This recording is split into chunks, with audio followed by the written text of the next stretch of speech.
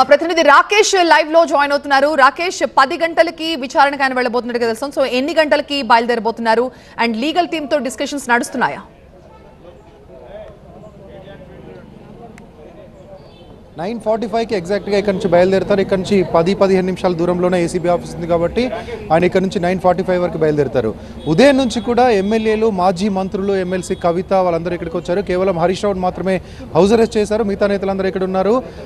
Retired AG, మాజీ AG Ramachandra Rao ఏదైతే court allow చేసిందో ఏసీబీ ఆఫీస్లోకి కేటీఆర్తో పాటు ఒక అడ్వకేట్ని ఇవ్వాలని అలౌ చేసిందో ఆ అడ్వకేట్కి సంబంధించి పేరును ఎవరైతే కన్ఫర్మ్ చేశారో రామచంద్రరావు ఉదయం నుంచి కూడా ఇక్కడే ఉన్నారు.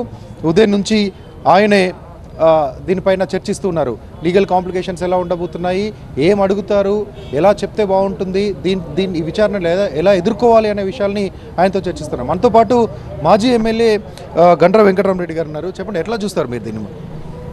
ఇదేం కొత్త, ఇదంతా కూడా చాలా రోజుల నుంచి ప్రభుత్వం ఒక పద్ధతి ప్రకారం కేటీఆర్ గారు ఈ మధ్యకాలంలో బాగా ప్రభుత్వ ఎన్నికల హామీలు అమలు చేయడంలో వైఫల్యం చెందిన సందర్భంలో ప్రతిరోజు కూడా ప్రభుత్వాన్ని ఇరకాటంలో పెట్టేటువంటి ప్రయత్నం చేస్తున్న సందర్భంలో ప్రభుత్వం ఏర్పడి సంవత్సర కాలం అయిన తర్వాత కేసు పెట్టి ఈరోజు కేటీఆర్ గారిని మరి ఏ రకంగానైనా ఇబ్బంది పెట్టాలి, అతను జైల్లో పెట్టాలనేటువంటి ప్రయత్నం చేస్తూ ఉన్నారు. మరి తప్పకుండా మా నాయకుడు ఎలాంటి తప్పు చేయలేదు. ఏం పని చేసినా రాష్ట్ర ప్రయోజనాలు, హైదరాబాద్ యొక్క ఇమేజ్ను డెవలప్మెంట్ చేయడానికే వారు ప్రయత్నం చేసిండ్రు. వారు ఎలాంటి తప్పు చేయలేదని పదే చెప్తున్నప్పటికి కూడా ఈరోజు కేసు పెట్టి విచారణకు పిలిచిండ్రు. తప్పకుండా విచారణను ఎదుర్కొంటున్నది ఏం లేదు.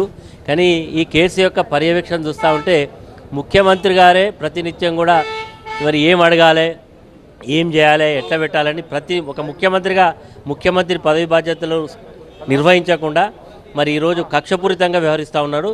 మరి మొత్తం కూడా ఏం అడగాలి, ఏ రకంగా కేసులో మరి అతన్ని ఇబ్బంది పెట్టాలనేటువంటి ప్రయత్నం చేస్తూ ఉన్నాడు. Thank you. ఇది లోపలైతే ప్రస్తుతం అడ్వకేట్లతో చర్చిస్తున్నారు. ఇప్పుడే కేటీఆర్ ఒక ట్వీట్ చేశారు, చాలా ఇంట్రెస్టింగ్ ట్వీట్ చేశారు. విఘ్నులైన తెలంగాణ ప్రజలకు ఈ అంశం తెలుసు. ఎలక్ట్రిక్ వాహన రంగంలో హైదరాబాద్ను గమ్యస్థానంగా మార్చడమే ఫార్ములా. ఈ గొప్ప ఎజెండా, దీనికోసమే ముందుకు తీసుకొచ్చాము. ఈ ప్రభుత్వ విజన్ను, నిజాన్ని తెలంగాణ ప్రజలు తప్పకుండా గుర్తిస్తారు. ఎప్పటికైనా సత్యం, న్యాయమే గెలుస్తుంది అంటూ ఒక ట్వీట్ చేశారు. ఈ ట్వీట్ కొద్దిసేపటి క్రితమే చేశారు. ఆయన ఏసీబీ విచారణకు వెళ్తున్నటువంటి క్రమంలో ఈ ట్వీట్ చేయడం అనేది కొంత ఇంట్రెస్టింగ్గా కనిపిస్తుంది.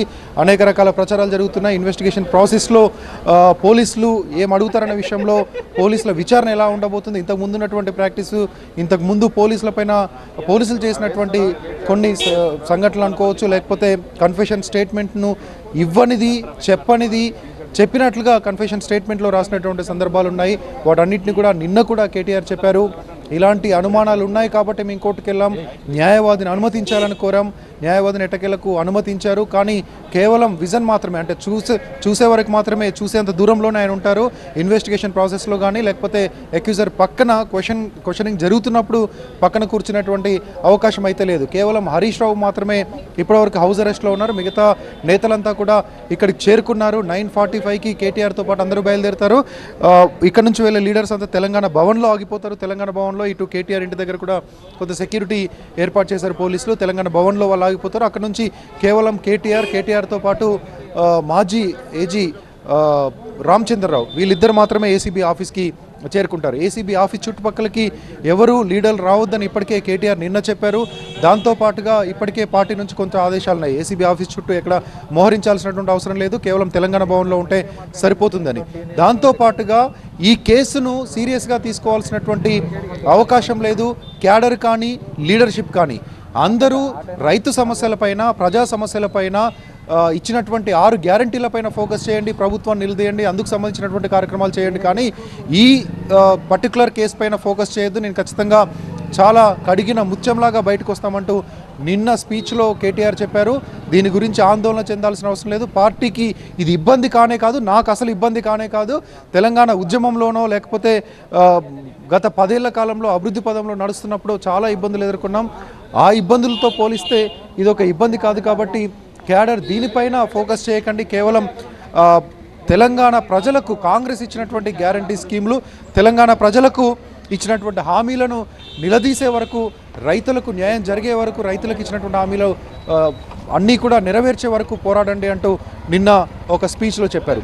ఇక దాంతోపాటు నేను చాలా ధైర్యంగా ఉన్నాను, ఎలాంటి ఇబ్బంది లేదు అంటూ నిన్న మొన్న జరిగినటువంటి దాంట్లో ఇది అక్రమ కేసు, రాజకీయ కుట్రపూరితంగా పెట్టినటువంటి కేసు అంటూ కూడా కేటీఆర్ చెప్పారు. ఇప్పటికే ఇంకా లీడర్లు చేరుకుంటున్నారు. మాజీ మంత్రి శ్రీనివాస్ గౌడ్ ఇప్పుడే వచ్చారు, జగదీష్ రెడ్డి కూడా ఇప్పుడే చేరుకున్నారు. లోపల ఆల్రెడీ ప్రశాంత్ రెడ్డి ఉన్నారు, సత్యవతి రాథోడ్ ఉన్నారు, ఎమ్మెల్సీ కవిత ఉన్నారు, కొంతమంది కుటుంబ సభ్యులు ఉన్నారు. నిన్నే కేటీఆర్ కూతురు కూడా యుఎస్ వెళ్ళింది. ఆ సమయంలో కేటీఆర్ ఉదయమే ఎయిర్పోర్ట్ వరకు వెళ్ళి వచ్చినట్లుగా కూడా కొంత సమాచారం ఉంది. సో ఫ్యామిలీ మెంబర్స్ కూడా ఒక్కొక్కరు ఇక్కడికి చేరుకుంటూ ఉన్నారు. దాంతోపాటుగా ఎవరైతే లీడర్స్ ఉన్నారో వాళ్ళందరినీ ప్రస్తుతం హాల్లో కూర్చోబెట్టారు. లోపల మాత్రం అడ్వకేట్ ఏదైతే బీఆర్ఎస్ లీగల్ టీం ఉందో దాంతోపాటు అడ్వకేట్ రామచంద్రరావు వాళ్ళందరూ కూడా కేటీఆర్తో రూమ్లో డిస్కస్ చేస్తూ ఉన్నారు. ఇన్వెస్టిగేషన్ ప్రాసెస్ ఎలా ఉంటుంది, ఏసీబీ ఎలాంటి క్వశ్చన్ ఇయర్ తయారు చేసే ఛాన్స్ ఉంటుంది, ఏసీబీ ఎలాంటి క్వశ్చన్స్ అడుగుతుంది, ఎలా కన్ఫెక్షన్ స్టేట్మెంట్ తయారు చేస్తారు, కేసులో ఉన్నటువంటి కీలక పాయింట్స్ ఏంటి, వాళ్ళ దగ్గర ఉండేటువంటి ఆధారాలు ఏంటి. నిన్న మొన్న 1-2 రోజుల పాటు గ్రీన్కో కంపెనీ పైన దీంట్లో ఫస్ట్ సిరీస్లో ఉన్నటువంటి గ్రీన్కో కంపెనీ ఫార్ములా ఈ ఆపరేషన్స్ ఫస్ట్ టర్ము చేసినటువంటి గ్రీన్కో కంపెనీ పైన రైడ్ చేశారు. ఆ రైడ్లో ఏమైనా దొరికితే దానికి సంబంధించి ముందు పెట్టి అడిగేటువంటి అవకాశం ఉంటుంది. ఇక కేసులో ఉన్నటువంటి కేటీఆర్ చెప్తున్నట్లుగా ఇక్కడ ఏది ఇల్లీగల్గా జరగలేదు, ఏది కరప్షన్ జరగలేదు, కానీ ఇర్రెగ్యులారిటీస్ ఉండొచ్చు, కానీ అది అధికారులు చూడాలి, అధికారులు చూసుకోవాలి. వాళ్ళు కూడా తప్పు చేయలేదు. రాష్ట్ర అభివృద్ధి కోసమో రాష్ట్రంలో కొంత ఎలక్ట్రిక్ వెహికల్స్ మొబిలిటీ పెంచడానికో, స్టేట్ పైన ఎలక్ట్రిక్ వెహికల్స్ మ్యానుఫ్యాక్చర్ ఫోకస్ చేయడానికో చేసినటువంటి ప్రయత్నం తప్ప దీంట్లో ఎక్కడ ఎలాంటి అవినీతి జరగలేదు అని పదే చెప్తున్నారు. కాబట్టి ఆ క్రమంలోనే ఆయనే విచారణలో సమాధానాలు చెప్పేటువంటి ఛాన్స్ ఉంటుంది. దానికి సంబంధించినటువంటి ప్రిపరేషన్ అనుకోవచ్చు, డిస్కషన్ అనుకోవచ్చు, ప్రస్తుతానికి లోపల జరుగుతుంది. ఆ డిస్కషన్ అయిపోయిన తర్వాత బయలుదేరే ముందు లీడర్లందరినీ కలుస్తారు. హాల్లో ఉన్నటువంటి మాజీ ఎమ్మెల్యేలు, మాజీ మంత్రులు, ప్రస్తుత ఎమ్మెల్యేలు, ఇంకా కీలక నేతలు వాళ్ళందరూ కూడా ఉన్నారు. కేసీఆర్ కూడా మానిటరింగ్ చేస్తూ ఉన్నారు. కేసీఆర్ కూడా ఎప్పటికప్పుడు ఈ విషయాలన్నీ ఫామ్ హౌస్ నుంచే తెలుసుకుంటూ ఉన్నారు. ప్రస్తుతం లోపలికి వెళ్తున్న వాళ్ళందరినీ కూడా 9:30కి అంటే ఇంకో 15 నిమిషాల్లో కేటీఆర్ రూమ్ నుంచి బయటకు వస్తారు. ఏదైతే లీగల్ ఎక్స్పర్ట్స్తో చేస్తున్నటువంటి డిస్కషన్ ఉందో ఆ డిస్కషన్ నుంచి బయటకు వస్తారు. బయటకు వచ్చిన తర్వాత హాల్లో ఉన్నటువంటి లీడర్స్ నేతలందరినీ కూడా కలిసి అక్కడి నుంచి బయలుదేరుతారు. ఆయన వెంటే ఎమ్మెల్యేలు, మాజీ మంత్రులు, లీడర్షిప్ అంతా కూడా వెళ్తుంది. కానీ వాళ్ళంతా తెలంగాణ భవన్ దగ్గర ఆగిపోతారు. కేటీఆర్ మాత్రం అడ్వకేట్స్తో సహా ఏసీబీ ఆఫీస్ లోపలికి వెళ్తారు. ఏసీబీ ఆఫీస్ విచారణలో ఈ రోజు ఎలా ఉండబోతుంది అనేది చాలా బిగ్ డే అని చెప్పవచ్చు. బీఆర్ఎస్ పార్టీ శ్రేణులంతా కూడా ఉత్కంఠగా ఎదురు చూస్తూ ఉన్నారు. ఏసీబీ ఆఫీస్కి వెళ్తున్నటువంటి సందర్భాన్ని చాలా ఉత్కంఠంగా ఎదురు చూస్తున్నారు. దాంతోపాటుగా మనం గమనించవచ్చు, రాష్ట్ర వ్యాప్తంగా కొన్ని ప్రాంతాల నుంచి ఇప్పటికే క్యాడర్ ఇక్కడికి చేరుకుంటూ ఉన్నారు.